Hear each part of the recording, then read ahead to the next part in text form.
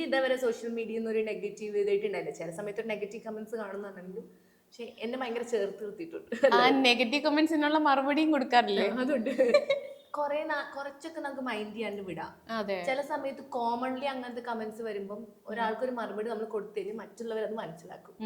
അപ്പൊ അവർക്ക് ഞാനായിട്ട് പറഞ്ഞ് ഹേർട്ട് ആവണ്ടെന്ന് വിചാരിച്ചിട്ടാണ് വീഡിയോസിൽ നിന്ന് ഡയലോഗ് എടുത്ത് ഇടാൻ. അതാവുമ്പോ എന്റെ പറയാനുള്ളത് പറയുകയും ചെയ്യും.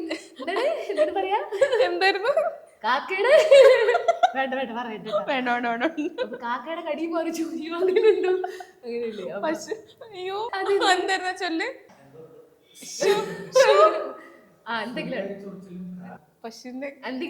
എന്തോ മാറും. അപ്പൊ എനിക്ക് പറയാനുള്ളത് ആൾക്ക് കിട്ടി. പക്ഷെ അങ്ങനെ അങ്ങനെ റിയാക്ഷൻ വീഡിയോ കൊടുത്തിട്ട് നല്ലതാണ് കേട്ടോ. കാരണം ഞാൻ ഒരു ചേട്ടൻ ഒരു ദിവസം ഫേസ്ബുക്കിൽ എന്റെ വീഡിയോക്ക് ഒരു കമന്റിന് താഴെ എന്നെ കൊറേ തരം വിളിച്ചു. നന്നായി തരം വിളിച്ചു. അപ്പൊ ഞാൻ ആ ചേട്ടന്റെ കമന്റിന്റെ താഴെ നമുക്ക് കുഞ്ഞു വാവയുടെ ഫോട്ടോ വെച്ചിട്ടാണ് കമന്റ് ഇട്ടേക്കുന്നത്.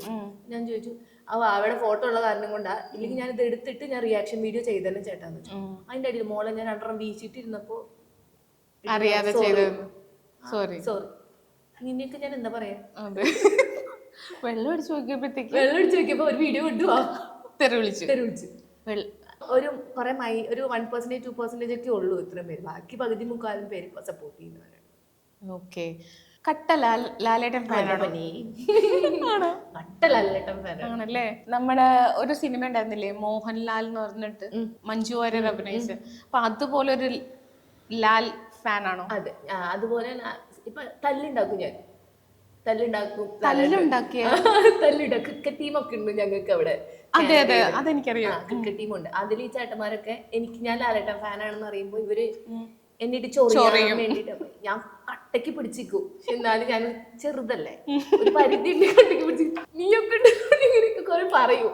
പക്ഷെ എന്നാലും അങ്ങനെ ഞാൻ അവരുടെ അടുത്തേക്ക് നന്നായി. എനിക്ക് ലാലേട്ടൻ എന്നുള്ള ഭയങ്കര ജീവൻ. ഇപ്പൊ ഞാനിവിടെ ടാറ്റു ഒക്കെ അടിക്കാന്നുള്ളതാ. ഏട്ടൻ എന്റെ കെട്ടിയനോട് പറയാ നിന്റെ ഏട്ടൻ ആരാന്ന് എനിക്ക് മനസ്സിലായിരിക്കും. അപ്പൊ അങ്ങനെയാണ് ലാലേട്ടൻ ഫാമിലി പോലെയാണ്. ഇപ്പൊ ഞാൻ ലാലേട്ടന്റെ എന്താണ് റൊമാൻസും അതൊക്കെ നമ്മൾ അതല്ലേ കണ്ടു. ലാലേട്ടനാണെങ്കിലും മമ്മൂക്കയാണെങ്കിലും പക്ഷെ ഇഷ്ടം ഒരു കൂടുതൽ ലാലേട്ടനോടാണ്. ഓക്കെ.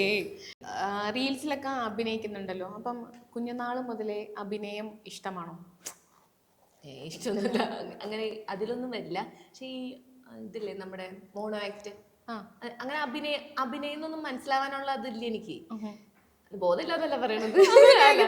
മോണോ ആക്ട് അന്ന് നമുക്ക് ഫോണൊന്നും ഇല്ലല്ലോ, നമ്മള് 90s അല്ലേ, അപ്പൊ നമുക്ക് ഫോണൊന്നുമില്ല. അപ്പൊ ഈ മോണോ ആക്ട്, പിന്നെ കഥാപ്രസംഗം, എക്സ്റ്റംബർ, ഡാൻസ്, പാട്ട്, ഇങ്ങനത്തെ ഉള്ള പരിപാടികൾക്കൊക്കെ പോകും. അല്ലാണ്ട് ആക്ടിങ് എന്നുള്ള പരിപാടിയൊന്നും അറിയില്ലേ. ആക്ടിങ് ചെയ്യാൻ തുടങ്ങിയത് ഈ കാനഡയ്ക്ക് പോയതിന് ശേഷമാണ്. പക്ഷെ അതിനുള്ളിലുണ്ട് റീൽസ്, അതായത് അതിലൊരു എഫേർട്ട് ഇട്ട് ചെയ്യാൻ തുടങ്ങിയതായതിനു ശേഷം. നമുക്കൊരു ഫോൺ വേണം അതിന് ഇതെടുക്കാനായിട്ട്. അത് കിട്ടിയത് അവിടെ പോയതിനു ശേഷമാണ്. അപ്പോഴേ സ്റ്റാർട്ട് ചെയ്തത്. അതിന് മുന്നൊന്നുമില്ല. അതിനുള്ളതൊക്കെ നമ്മുടെ കയ്യിൽ പഴയ ഫോണില് നോക്കിയാടെ തിളങ്ങണത് 3300 നല്ല മിനിസോളൊക്കെ അതായത് ഉണ്ടായിരുന്നു.